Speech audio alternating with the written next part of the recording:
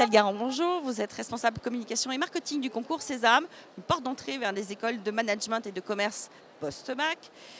Les épreuves du concours Sésame, en quoi consistent-elles?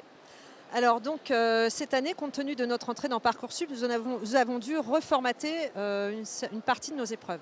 En tout cas, certaines épreuves restent les mêmes. Donc nous avons des épreuves de langue qui durent 2 heures. Donc une épreuve de langue avec 2 langues étrangères obligatoires, dont l'anglais, en LV1 ou en LV2, et qui constitue 80 QCM, donc 40 en anglais et 40 dans une autre langue.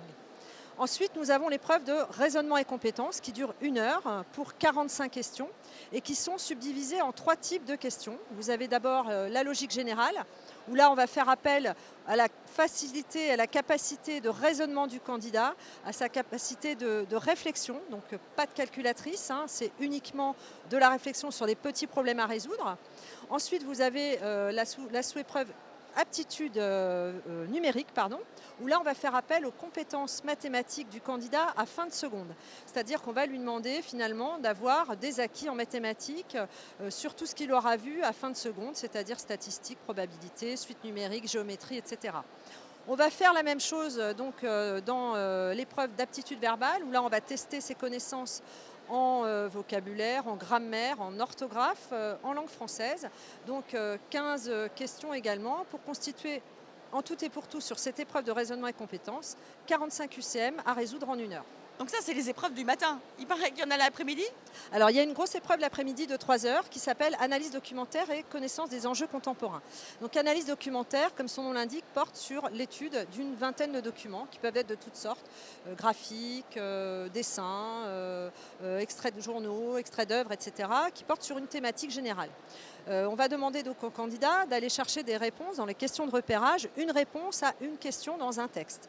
Les questions d'analyse vont être d'aller chercher plusieurs réponses dans plusieurs documents à une question. Et puis ensuite, la question de synthèse qui va exiger du candidat qu'il comprenne bien la problématique posée et à partir de cette problématique, qu'il coche les bonnes réponses pour pouvoir constituer un devoir avec un titre, une introduction, une partie 1, une partie 2, une conclusion et une ouverture. Si j'ai bien compris, ils ont déjà les réponses, mais ils doivent reconstituer faire un puzzle. Absolument, c'est exactement ça. Donc ça nécessite, comme vous l'aurez compris, une lecture très approfondie des documents. La deuxième partie de cette épreuve, qui est la connaissance des enjeux contemporains, repose sur une quarantaine de QCM sur l'actualité des 18 derniers mois.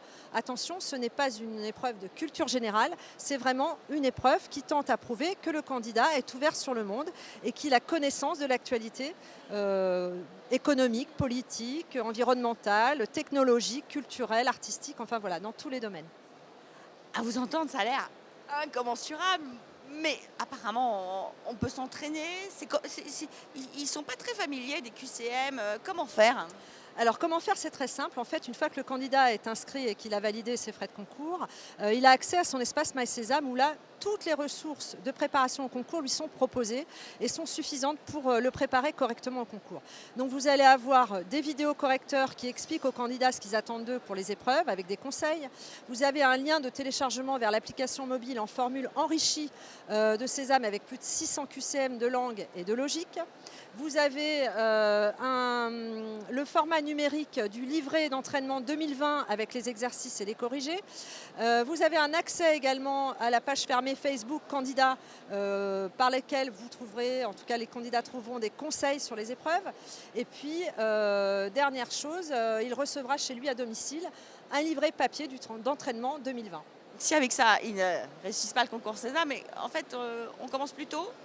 Voilà, le conseil qu'on donne effectivement, c'est plus ils vont s'inscrire tôt sur Parcoursup et concours Sésame, plus ils vont avoir accès tôt à leur espace d'entraînement et plus ils auront de chances évidemment d'avoir le concours en s'entraînant régulièrement et sérieusement aux épreuves du concours.